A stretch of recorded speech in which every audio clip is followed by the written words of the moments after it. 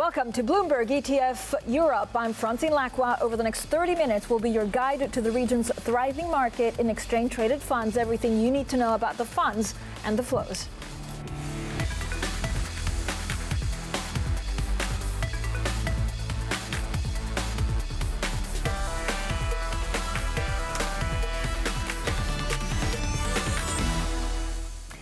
Actively disappointing, a new survey says 42% of active equity funds underperformed in the first half of 2020.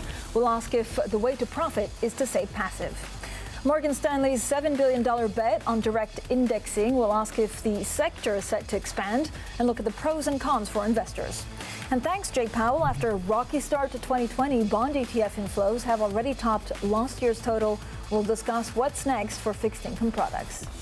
First up, let's take a look at which countries and sectors have been attracting the money. Here's our Danny Berger with the details. Hi, Danny. Hi, Francine. That's right. I've got FFLO up, and this looks at ETFs that track European assets. Over the past month, we've seen net inflows to the tune of nearly $900 million.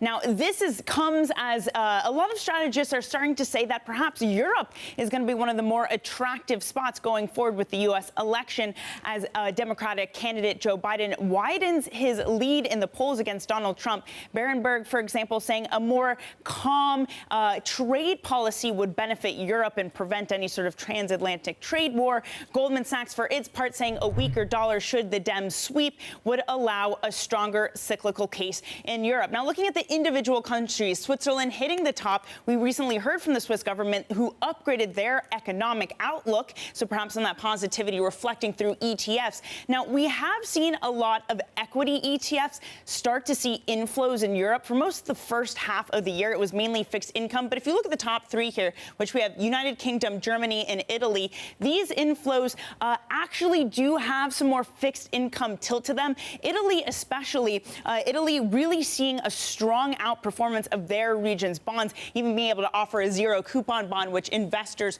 scooped up. Now, the opposite story, though, is coming from Spain. Spain, you'll see on the bottom here, third to last, seeing about $21 million worth of outflows. That is mostly coming from fixed income products. Spain government bonds really outperforming over the past month or so. So you can definitely see that reflected here in the ETF flows. Francine? Thank you so much, our Danny Berger there with the very latest on what's happening in the ETF space in Europe. Now, joining us is Raphael Stern. He's head of ETF portfolio management, EMEA at Invesco Asset Management. Raphael, great to have you on the program. What kind of flows have we seen, and what kind of flow trends are you expecting from now until the end of the year?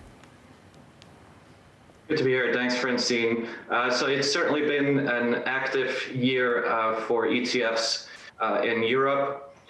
We've seen recently a lot of sector flows that's both into technology and financials, which is likely positioning from clients into a volatile Q4, where not necessarily the entire market may perform as good as some specialized sectors. So we've seen some tactical asset allocations into that. We've seen decent flows into gold. Obviously, it's been a very strong year, and we've still seen about 400 million into gold last week.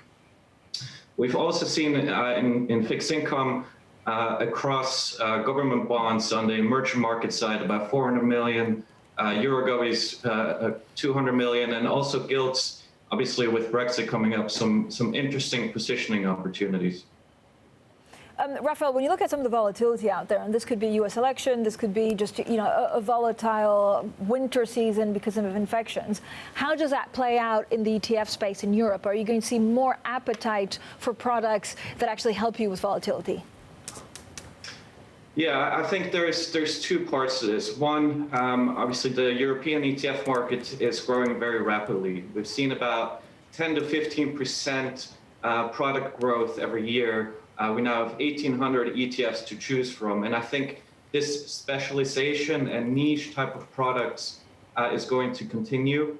Invesco has a very strong, innovative product suite. And we actually recently just launched a Euro hybrid corporate bond ETF, similar to our AT1 products and preferreds, where you can play very targeted parts of the capital structure to express your views. Of course, our synthetic sector suite is also a very good tool for investors to use if you have specific views on certain parts of the market. Now, probably a lot of investors who may not be as actively monitoring each parts of the market, I think it's important, especially from a passive perspective, to get market beta as cheaply as you can, to have a diversified exposure across both equities and fixed income. And I think ETFs have helped investors to do that in the most efficient and cost beneficial way. Raphael, thank you. Raphael Stern there from Invesco Asset Management stays with us. Now, coming up, S&P's survey comparing active funds versus passive is out. So, is it worth paying the fees? We'll discuss that next. This is Bloomberg.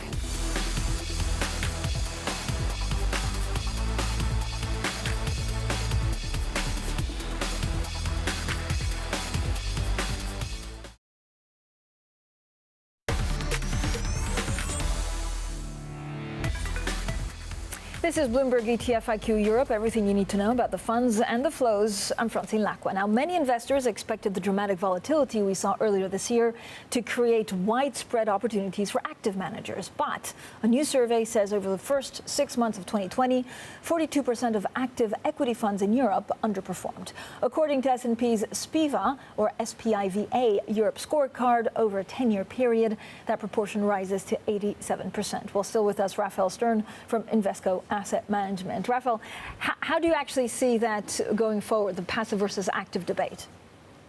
Yeah, it's an interesting question. And obviously, as you know, Invesco has both active and passive funds, about 900 billion in active versus 318 billion in passive. So we clearly think there's a use for both, depending on the situation. Of course, if you decide to pursue an active strategy, making sure you have the right manager and the right expertise as part of your solution is key. And the statistics are very clear that after fees, it's very difficult to outperform versus a passive index in many situations. Now, of course, there are opportunities to outperform via an active strategy. I just think investors need to make sure that if you have some plain vanilla beta exposure, they consider using a passive vehicle to do so, and ETFs are great and diversified, inexpensive ways to express beta views.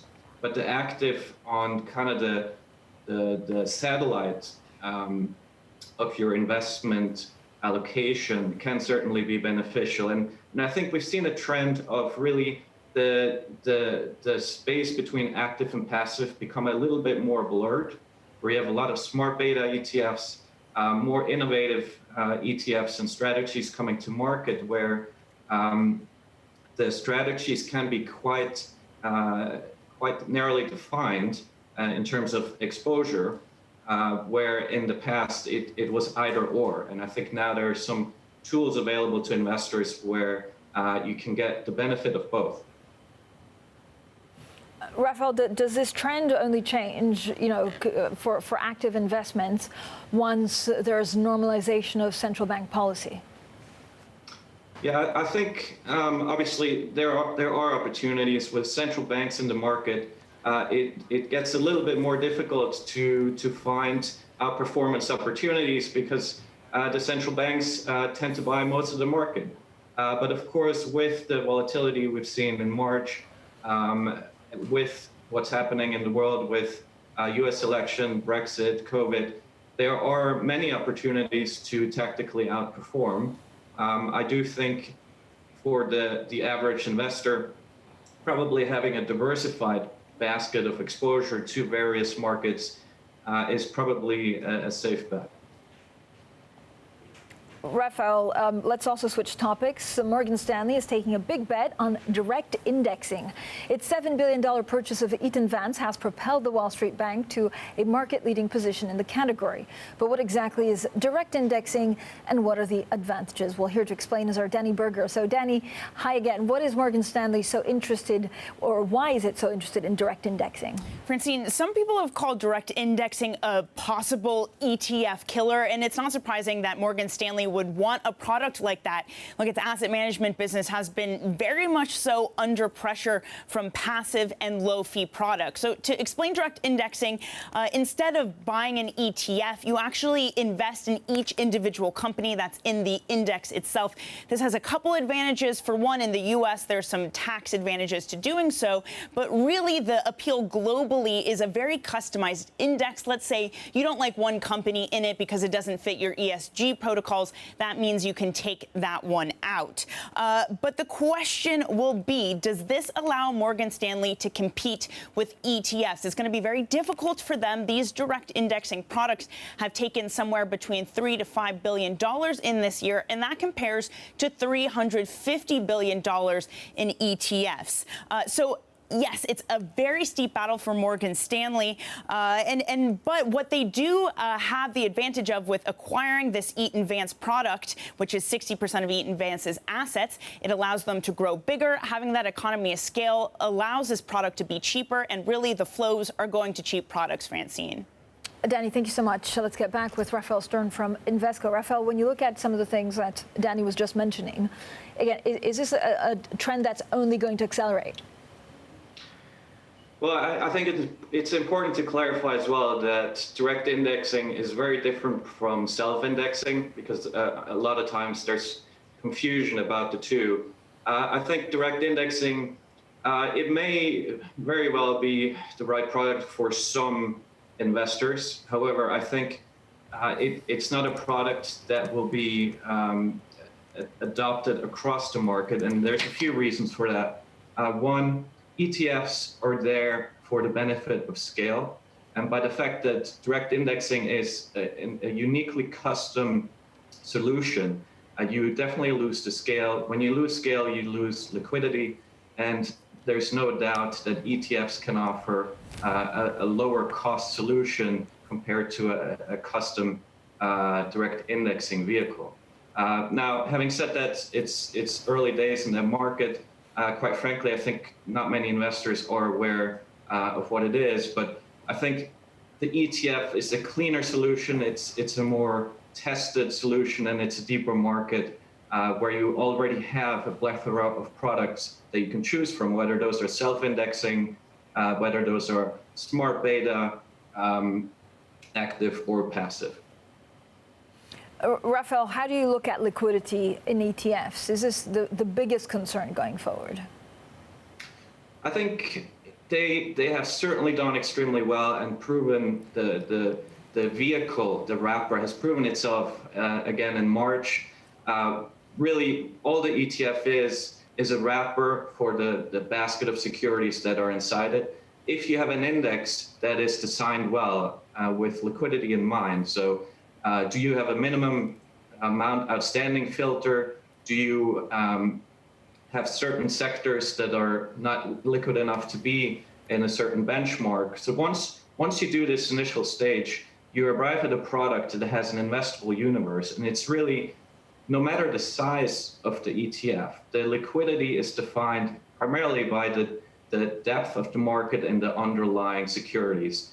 Now, that's your first layer. And then you have this entire ecosystem of market makers and authorized participants that actually make markets and that see offsetting flows of buys and sells. That all helps the individual investor in having tighter bid-ask in an ETF than if you were to go out to the market and try and buy the underlying securities individually.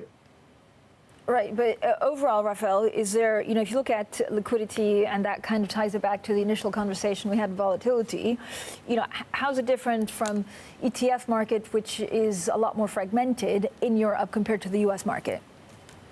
Yeah, that's true.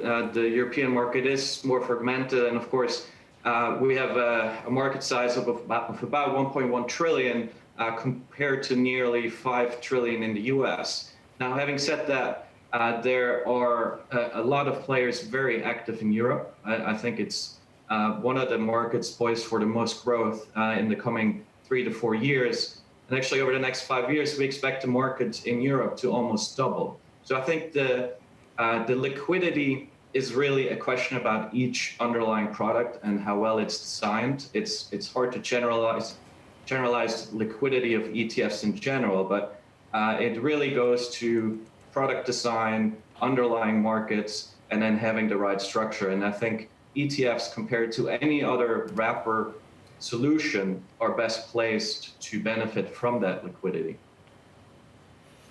Thank you so much for joining us. Raphael Stern, their head of ETF portfolio management, EMEA at Invesco Asset Management. Now, coming up, Powell's picks. Since March, the Fed has bought 16 different corporate bond exchange traded funds. That's propelled the fixed income ETF market to a record $170 billion inflow so far this year. We'll discuss the market next. This is Bloomberg.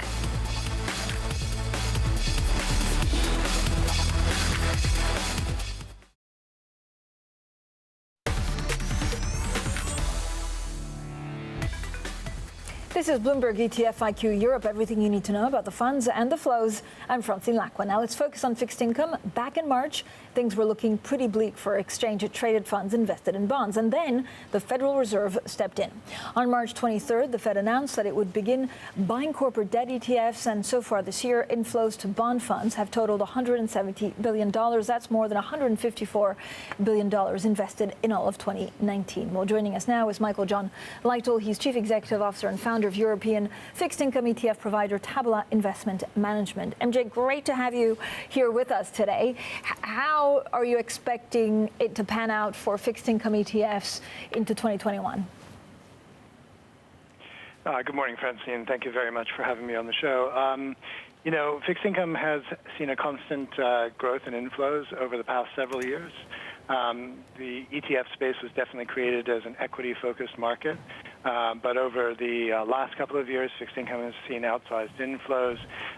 This year, for example, about 40% of inflows have been into fixed income, bringing the current average 28% of AUM higher, closer to 30.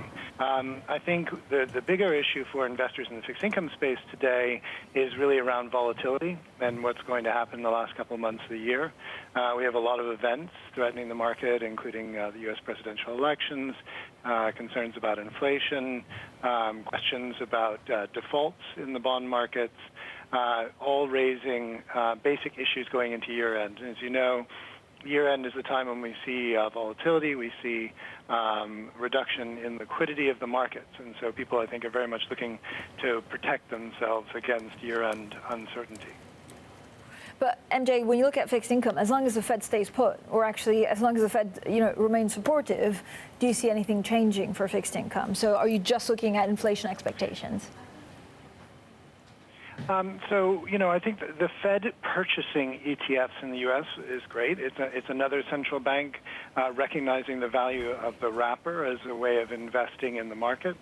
The Japanese central bank has been doing the same thing for a number of years. They've bought an enormous amount of equity through ETFs. The ECB has not done this. The ECB is specifically focused on the underlying assets. So I think it's helpful that the Fed has recognized the ETF wrapper as a way of investing in the fixed income markets. I think the bigger issue really is the liquidity of the underlying assets in the fixed income space. And the ECB has been obviously has had a big buying program in place on the underlying corporate and government bonds. That is supportive to the overall fixed income markets, and then that feeds through into the way, obviously, an ETF as a passive vehicle delivers exposure to that underlying market. MJ, where do you see the biggest value in fixed income, in the fixed income space? And again, we've also seen, some other central banks, certainly here, maybe in Europe or the UK, also looking at the ETF space. Yeah, I mean, the searching for value, there are a couple of different challenges for investors at the moment. Obviously, yield is one of the biggest challenges. So if you look at the G10 government bonds in 10-year space, there are only a few that actually deliver positive returns, and the vast majority are zero or negative at this point. As a result, the credit markets, which trade on a spread to the government markets, also offer a limited amount of yield, particularly the investment-grade market. So the first challenge in the fixed income space for people has been finding yield without taking too much volatility. As you know, the number of defaults this year has spiked significantly. We've seen it both in the U.S. and in Europe. And so people need to find a way to reduce their volatility but still increase their yields. I think the second challenge that's kind of raised its head, in particularly in the last couple of months, has been the prospect of inflation. Now, we have to remember that investors have a very wide range of views on inflation. There are investors who are believing that deflation is still on the horizon, a Japanese-style outcome for the markets, and there are people who are significantly worried about inflation in the U.S. Of course, we had Chairman Powell come out and change people's views on inflation, saying that the Fed was actually effectively going to push up their target, saying that recognizing that although they'd had a 2% target for the last 10 years, they'd actually only achieved 1.5%. So he basically suggested he could go to 2.5% in order to bring up inflation to 2%. Now, he argues that we need a certain amount of inflation in order to keep the markets functioning properly. The concern the rest of the market has is that there have been a number of factors dragging on inflation for the past 10 years, and there's new things coming to light, such things such as reshoring, the basic breakdown of the global economy, where people are moving production back into their own countries, and all of these things can potentially increase inflation organically. And if you include that in combination with a central bank approach that's trying to increase inflation, they may not have complete control over the outcome. So I wouldn't say that people are panicked, but that they are certainly starting to talk about and be concerned about inflation, whereas it's kind of been off the table for about a decade. MJ, thanks so much. Michael John Lytle there, Chief Executive and Founder at Tabula. Now that's it for this week's Bloomberg ETF IQ Europe. We'll be back with more next Wednesday, 9:30 a.m. London time, and this is Bloomberg.